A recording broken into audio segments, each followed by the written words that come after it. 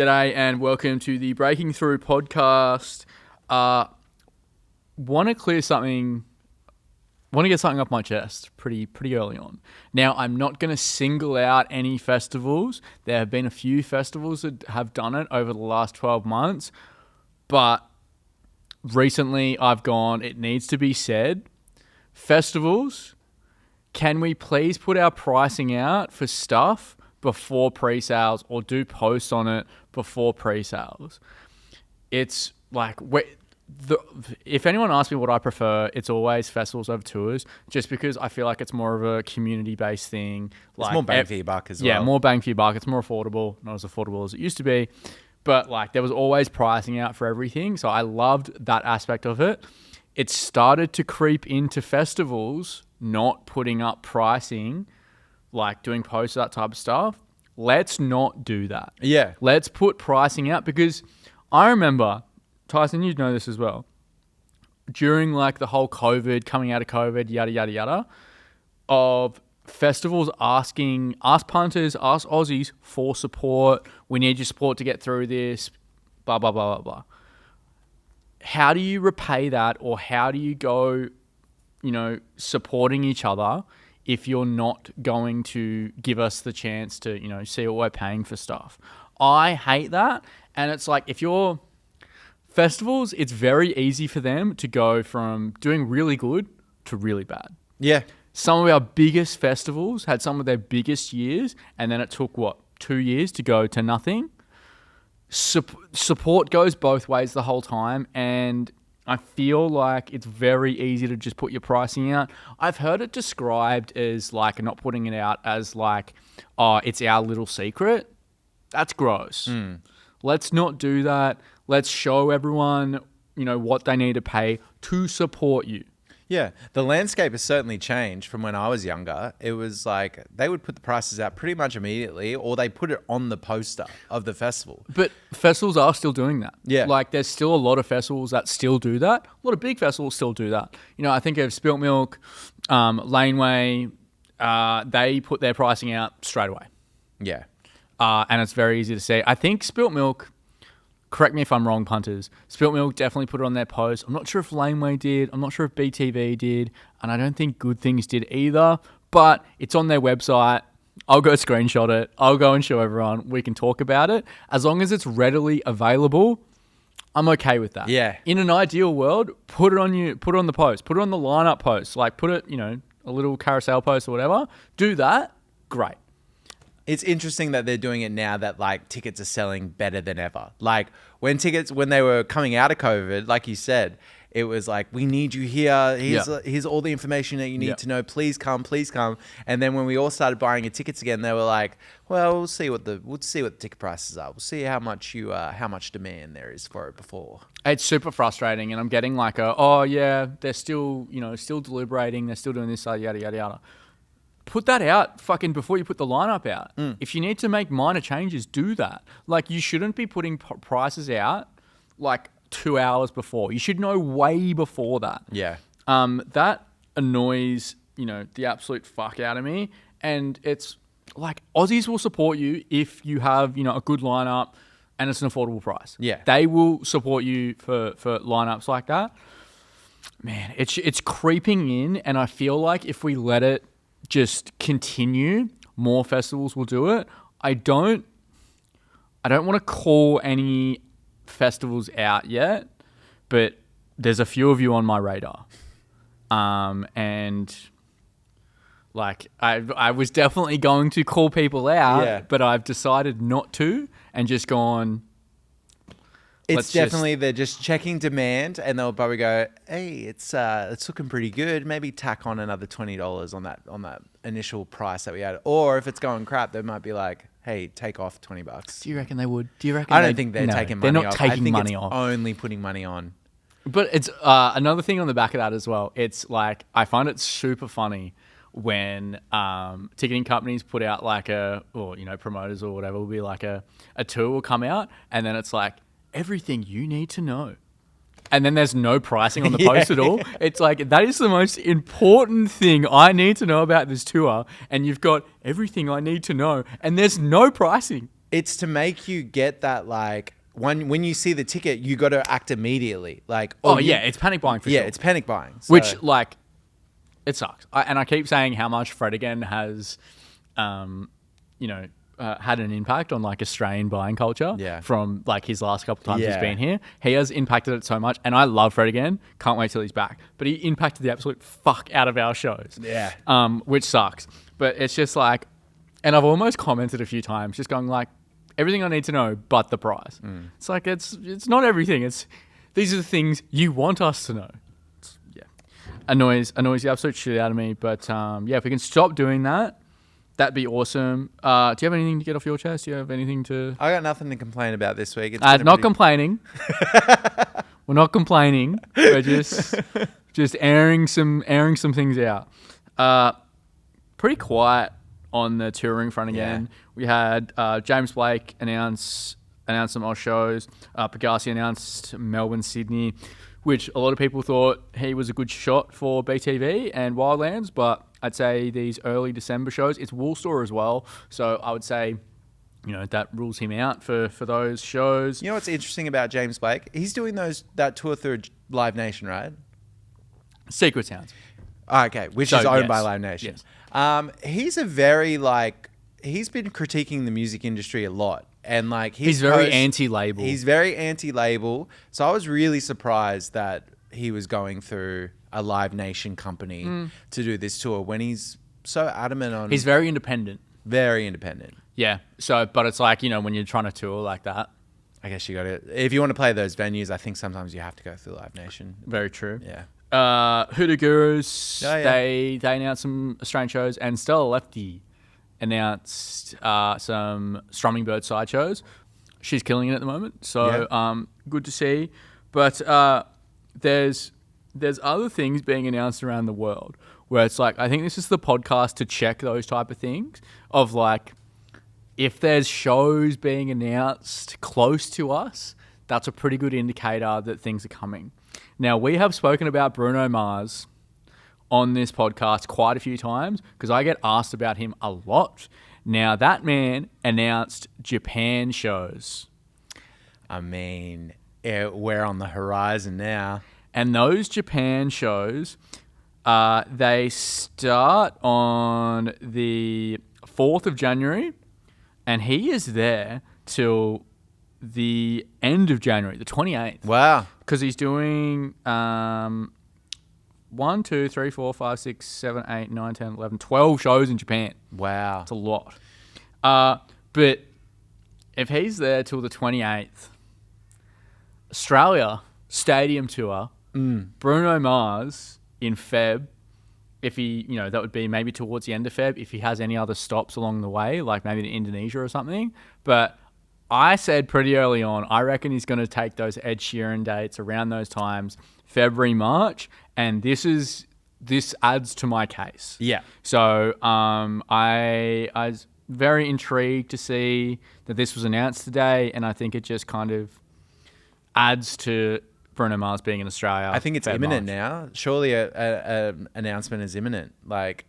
It's we're so close to Japan, and usually when the touring lines up with you come straight here after. So I'd say, yeah. Especially if that's in peak stadium Totally. season for us. That February, March stadium shows in Australia, always big. Yeah. So, I think that'll be announced very soon. But we'll keep an eye out for that. And hopefully we're proven right on that.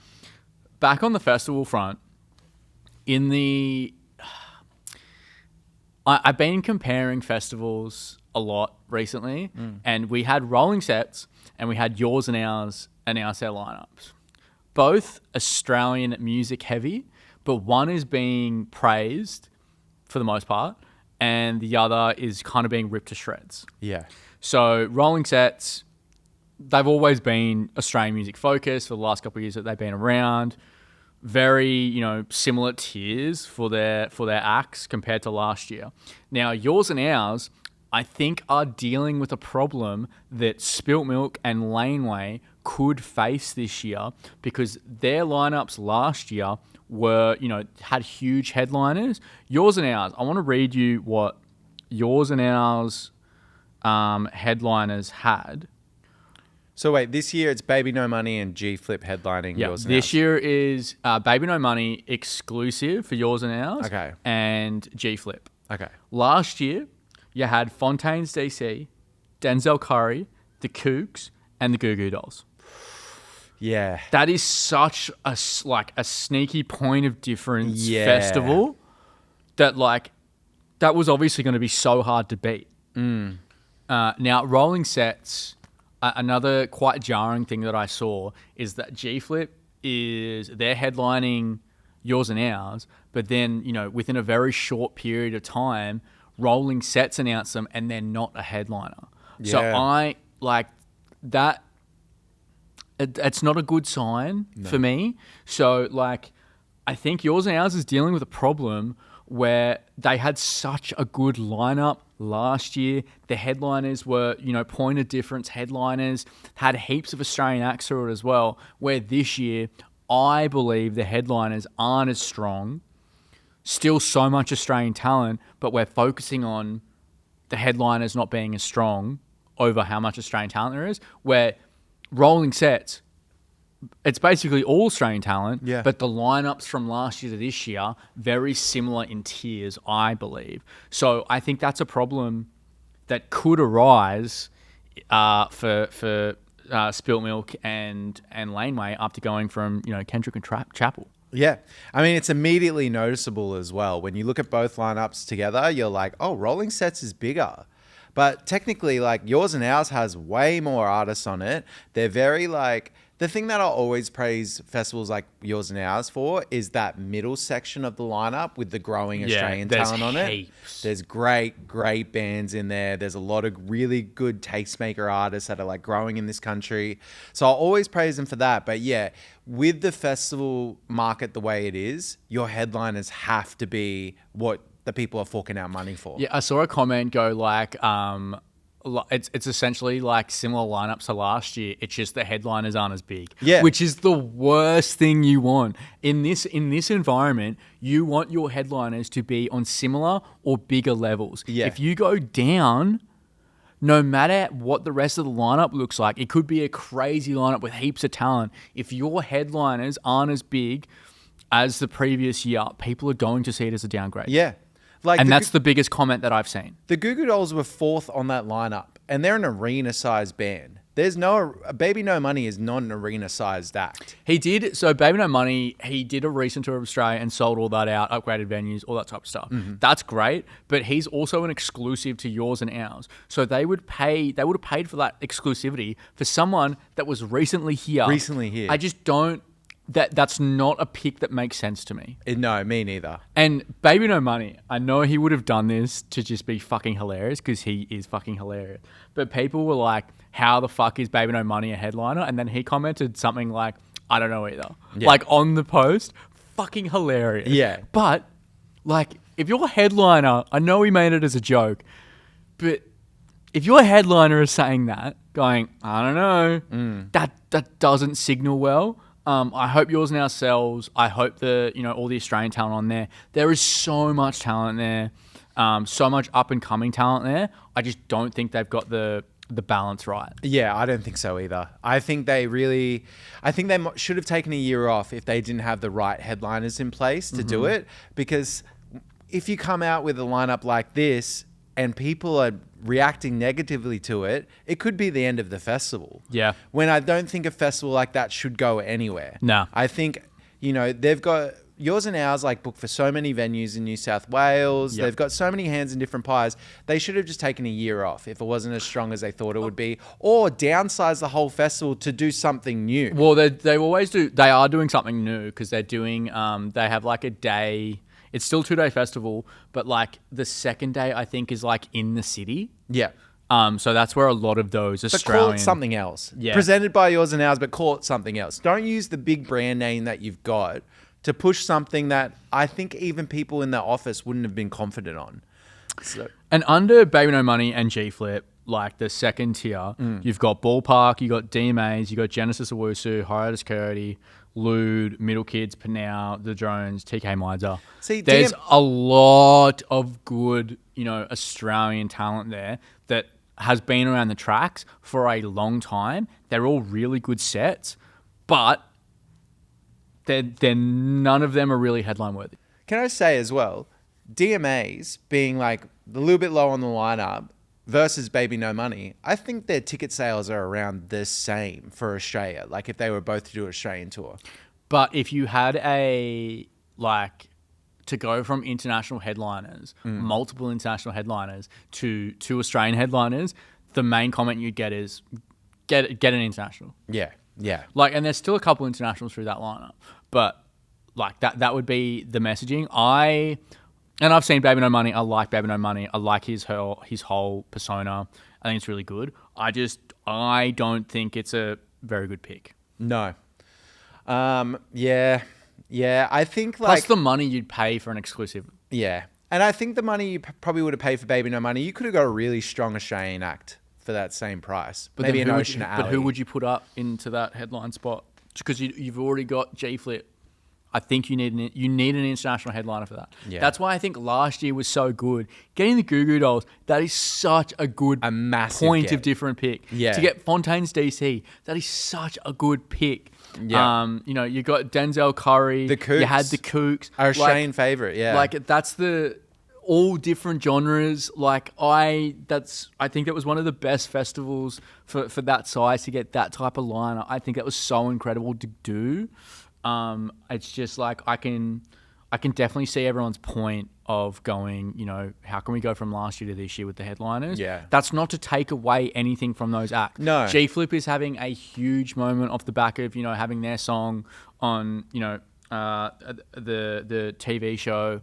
That's awesome, but you need those internationals to help you get across the line. The thing with G Flip though is there's no exclusivity around them. They've got the Robbie Williams tour coming up. Yeah, true. I did see that. They've got the Rolling Sets. And Rolling Sets. So it's you've got a lot of chances to see him. So I don't know. The headliners really aren't that man of a get. Yeah. And they are a great set. I've seen them multiple times. Totally. Not taking away from that. It's just man, it fits they fit in a Rolling Sets type area. But yeah, I don't agree with the yours and ours pick. Yeah. And I think if you're on, for any artist on that lineup, whether you're in the middle section or the lower section, don't take it personally with whatever happens to this festival, because it's just people are overlooking that, and any critique on the festival itself is not a critique on your act. I think people are just specifically speaking about the headliners. Yeah, I agree. And a lot of the comments are this is so much Australian talent. And if you love Australian music, you will love this yours and ours lineup. Yeah. But for a lot of people, unfortunately, that doesn't get them across the line. Totally. In a perfect world, the Australian music aspect would be the main and vital aspect of getting people to festivals. Unfortunately, that's not how it works in the real world. Yeah. I would love that to be the case, but that is not how it works. Your headliners are getting people in to discover you. Mm-hmm. That's how it works. It's the festival, the headliners are getting people to buy the tickets. The rest of the lineup decides what time they go in. Yeah. So do you think this is should festivals kind of hold back some years?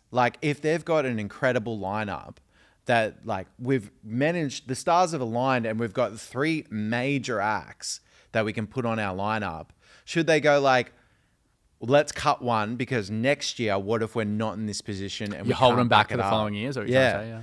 Holding back a year that maybe you could have done something really special just to save the brand and keep it going forward. Because I feel say Fridays, for example, they had Mariah Carey and Pitbull last year. It's going to be very hard for them this year, if they do go ahead, to be able to top that. Topping Mariah Carey is on a lineup is tough. Yeah. And I think if you had Pitbull on the head of a lineup, I think that's fine. I think it would have gone fine. You could have cut Mariah off that year. Get another mid-tier act in there, have him as the headliner. I think that would have been fine. That would have been fine. But because you had both of them, that's so hard to top. And I know I've spoken to promoters in the past, and this is a thing. Yeah. Like, especially when, a big anniversary, a 10-year or 20-year anniversary or something comes around and you want to go all out, you've got to think about the following year. Yeah. You've got to think about, okay, if we get Chapel Roan and Charlie on the same lineup, we're not going to be able to go that hard the following year. Totally. And people are going to compare to the previous year. So it's a bit... With festivals, it's always about the balance. Yeah. It's always about getting the balance of, oh my God, this is so exciting, but also thinking about the next year of going, fuck, we can't go all out. Unless it's like your final year ever and you're like, fuck it. Yeah. Let's just chuck everything. But if it's your final year ever, it's usually not Yeah, doing too well financially. So, That never works out. yeah. So, like, I think so. And, like, I don't think any of the festivals have really done that. Like, I wouldn't say getting Charlie XCX has gone too far and, like, festivals can't back up. It's just got to be, instead of being super top heavy, it's got to flow through the rest of the lineup where you have a headliner that you go, yeah, they're still cool, but oh my God, the midsection is just incredible. Yeah. Yada, yada, yada. That's the balance where I think the really good festivals do it right. Totally. A switch of pace from that with a new festival that kind of came out in Brisbane over the weekend, Against the Grain. Had their first time, sell out. They had Stereolab, Rolling Blackouts, Coastal Fever, the Bel Air Lip Bombs, Pond. Love Pond. and then a bunch of Brisbane talent like Special Features, Tomorrow's Forecast. That was a massive success. Every single review I've read on the festival has been glowing. They said it was big on community, it was big on music, it was a real tastemakers thing. They've set themselves up pretty nicely. And like for a lineup that's a bit smaller than these other ones, they've kind of balanced it right. So I feel like, I don't know. I feel like there's festivals that can do community really well, and there's festivals that are like, they have bigger shoes to fill. But you're going to be able to do community better if you're a smaller festival. Totally. Like that's so much more manageable, and it depends. Like I'm sure these bigger festivals now, like when they started, like when Laneway was an actual Laneway, like I'm sure that would have been way easier to focus on. Yeah. So like, always good to see up and coming festivals do well. But it's like going to that next level. How do you manage that community? I think that's really tough. Totally. But always good to see, Melbourne and Sydney always get everything. It's all like the really good events. It's good to hear just like, yeah, you know what? Brisbane had a pretty fucking sick festival go ahead. Dude, it kind of put us back on the map. Put Brizzy back on the map. And it's like those type of festivals, like maybe the next big, the next level is getting like an international that's like on the come up. And this could be like their first show in like Brisbane or something. Yeah. Those type of like really good point of difference internationals, they're the type of picks that I love. Yeah. So, maybe that's the next level. Yeah. Keep your eye on. Another festival, not an Australian festival though. Olivia Rodrigo announced a festival this morning, which, like, I don't know if we expected this, although someone in my live the night before this was announced was like, yep, she's announcing an all-woman festival. And I was like, what, where has this come from? But yeah, I think it's a great lineup. Chapel, you've got Doechii, Cat's Eye. Dice Bits. Yeah. Santa Gold. And then you've got Santa Gold on there. Santa Gold's on there. Fucking love Santa Gold. And then you got special guests like Karen O and Stevie Nicks on there as well. It's like, it caters for all ages. It caters for a lot of different genres as well. Like Dice Spits and Bikini Kill are crazy punk picks to put on there. Santa Gold, man. I love Santa Gold. Dude, I think she's really nailed it. I think a lot of the proceeds are going to charity for this festival. Mitski's on there. Damn, Mitski's on there. She's done it right. Like, and I wish we could do stuff like this in Australia. I don't think we're there yet. And we don't have the, like, all these artists are kind of based in LA or around it. Yeah, it's a lot easier to do over there. And I'm sure if another artist is running the festival, probably getting them for a bit cheaper than their usual pay rate to come out. But it'd be cool for Australia to do something Garbage like this. is on there too. Garbage is on there? Yeah. Damn, she caters for everyone, dude. So that's obviously, a female fronted band. Yeah. Like Cat's Eye, like that's a... And it's all alphabetical order as well. Like Yeah. to have her halfway through the lineup, it's like you just drop in Olivia halfway. Like special guest, and you've got like Stevie Nicks as like the Insane. last person to mention. Yeah. I've spoken about on this podcast. I hate alphabetical orders, but I'll let this one slide. Yeah. But I really hope like the really big artists continue to do festivals like this. Same. I think it's just it's a really good selling point as well, because like when people think of festivals, they think of like people in a boardroom putting a festival on or whatever. But if I'm in love with your music and you're putting a festival on, man, I'm way more inclined to spend money. Yeah. On it. I'd love to see more artists take it on board to create their own festivals. And just curating them the way that they want to curate them. Yep. I mean, Olivia's got a big leg up that she's such a major artist that she Yeah. can kind of get anyone she wants on the festival. Yeah. And some of these acts, like Dice Spitz, I know for certain have like a big male audience, and they might not have the opportunity to play to, a crowd full of women. Yeah. And this is going to be their opportunity to do it and kind of further their reach. So it's just great for everyone involved. I'm super stoked that Olivia's doing this. Yep. It reminds me of a festival over in London called All Points East. So what they do is it's kind of like based off the headliner, but say they get Lorde. They'll kind of make a mini festival out of it where they'll add like 6 or 7 other acts on it, and it'll be like Pink Pantheress, Clairo. They'll kind of base it off the headliner and create the rest around it. That's kind of what I want from these like sort of festivals now, is like I want a headliner that I really want to see, that a lot of people want to see, and then I want the rest of the lineup to kind of, what's the word I'm looking for here? Like, Compliment? not feed off it, compliment it. Yeah, compliment it. I don't want a mix of other things. I think Fuck like that, dude. I want to go You want a from mix? Yeah, I want genre bending to the absolute fuck.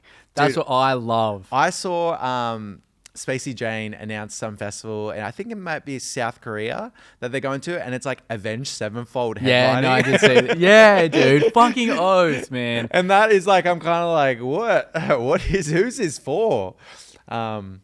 But it's like Splendor used to do that. Splendor used to do that to some extent, but it was all kind of under the Triple J listener. You know Yeah, what I mean? but it's like Triple J, like they still have Splendor would never book a hardcore act or a really, really punk act. not that heavy, Not that heavy. not that like not that heavy, not that like as a headline. The year that they got cancelled, they did. They put Turnstile and Polaris on the lineup. Turnstile. I remember Polaris being on. I don't Turnstile remember was an Turnstile being- exclusive on the last year, or what would have been the last year. But they were like, it was Kylie Minogue, Turnstile. Yeah, but it was like Kylie Minogue, Arcade Fire, and Future.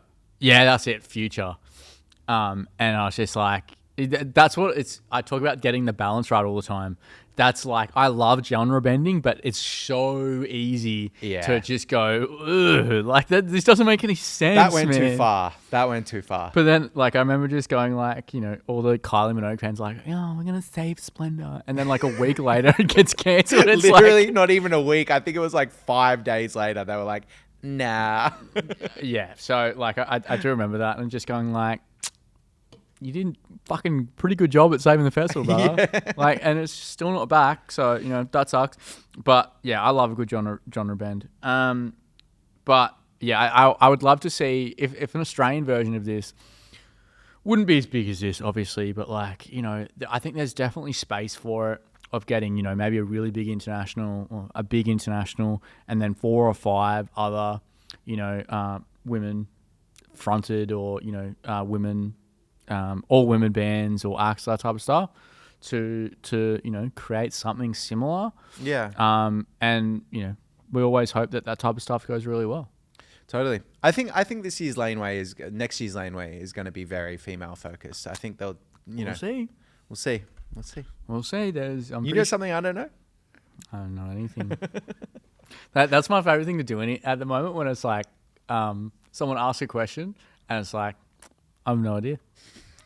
And Just it's be like, very vague. but it's like I could genuinely know exactly the question they're asking, or it's like I genuinely could have absolutely no idea. Yeah. So I'm just like, no idea. We're talking about AI every fucking podcast at the moment, it feels but like it's so. There's a problem every week. What's the current problem in the music industry? Current for it? problem this week is Abraham APRA AMCOS has done a bit of an investigation into this Suno, which is an AI music creating software. Basically, you can tell it, write lyrics in and tell it a genre, and it'll spit out songs at you. But the training model that it was based on has scanned like millions and millions of songs with thousands of Australian artists that have not given permission, have not given any licensing, and are not getting any payments from it. And it's trained the model of this Suno thing off their songs. So SZA's come out to attack it. This is SZA's exact quote. If you're a musician and you support this degenerative shit, you're disgusting. And there's nothing you could ever say to me that to make this okay. I hope you have the life you deserve. Ooh. She came after Diplo as well. It was like mostly aimed at Diplo because I think Diplo's such a fuckwit. Yeah. I used to love like him 10 years ago. He was making so much good music. Yeah. But he's such a fuckwit. Yeah, and he's riding off the fumes of that music. He hasn't made a banger in a long time. He's gone like full country as well. He'll just do anything to get some money. Like he's produced for a lot of, people and that type of stuff. Totally. But it's just like, we talk about pulling up the ladder behind you, and he is the definition of that. Totally. There's something with these big producers because Timbaland's also very invested in So AI. fucking disgusting. And it's weird. Bro. You think they love music and they love artists and stuff like that, but when you're like, I want a computer to sing this song for me now, it's just like, did you even care in the first place, or has this all been about the money to you? Literally. But anyway, this AI tool, like some of the Australian artists that were like named in the leak were like Kylie Minogue, Nick Cave, Sia, Midnight Oil, Cold Chisel, INXS, AC/DC, Hilltop Hoods, King Stingray. I think Selfish Sons even put something out. They searched their name. Andy Bull. There's a lot of artists that are like, not the richest people that are getting their stuff ripped off. Not the biggest band. Yeah. And like APRA AMCOS has like said that like it could take about $500 million out of Australian artists' pocket over the next 4 years, with just like the amount of revenue that they'll lose through music, through getting their stuff ripped off while they're getting nothing in return. So the world's just getting darker. And it's like we try and bring things up and we go, oh, yeah, we can fix this way. No, that's just a shit story. Yeah, it's just a shit story. That just, I guess it's awareness. Isn't it weird that like, I don't know, like we should be making the music and we should be doing all this creative shit that for some reason AI is just here to do now with artwork, with music. It's like, shouldn't we be doing that and you focus on doing my job? Like, yeah, it's getting scarier and scarier, like literally every week. yeah. I really like that artists like SZA are coming out and being that just like to the point. Yeah. I really enjoy that. Yeah. She's very dramatic. But like, that's not dramatic though. It's like not dramatic. I would say everything she has said in there is 100% true. I 100% and agree I with think like a lot of artists have kind of tiptoed around it and gone like AI shouldn't be in there, but yada yada yada. She's just gone like, if you put AI in your music, you're disgusting. Yeah. I don't think AI should have anything to do with music. No. I think the only thing that those AI music maker things should be made for is like joke songs that you want to use on TikTok. That's it. It should not be any way to make money from it at all. There's some good like AI, like little funny like 30-second clips of I don't know. A shitty example is like, if Anakin Skywalker didn't lose Qui-Gon Jinn. Yeah. And then it's like, what if happened? Yada, yada. And I'm like, hell yeah. This is what yeah. because that'll never That's what it should be for. That'll never get made.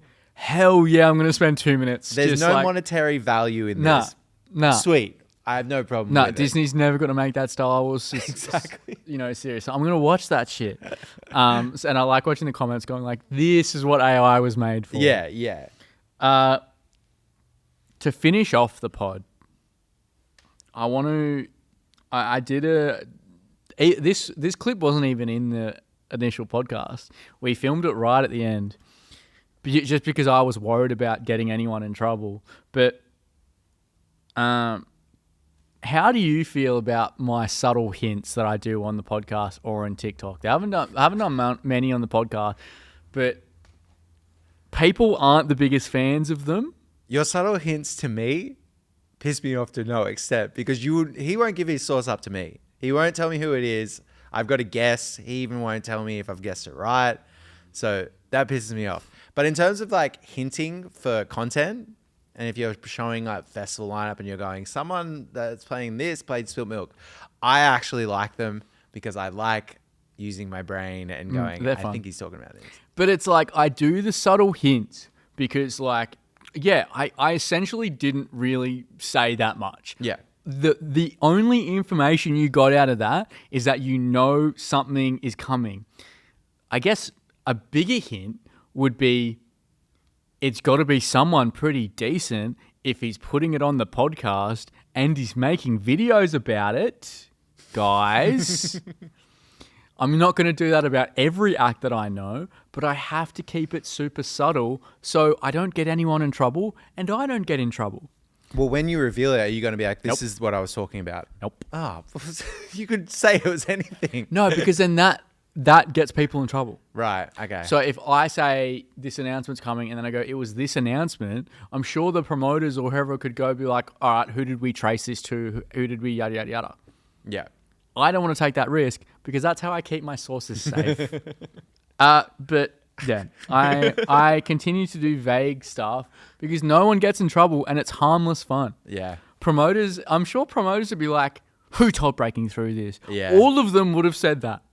There's leaks in all these companies, though. Everyone leaks like a goddamn Everyone sieve. leaks. Yeah. I mean, it sucks when full festival lineups get leaked, but like, I don't do that stuff. So like, it's just harmless fun. All you know is that something big is coming. And when it gets announced, maybe you'll know. Maybe you won't, but that's all. All right, guys. We'll see you next week. Break it through. Break it through. Clip that. Oh, shit. That's so good. I would have never guessed that in a million years.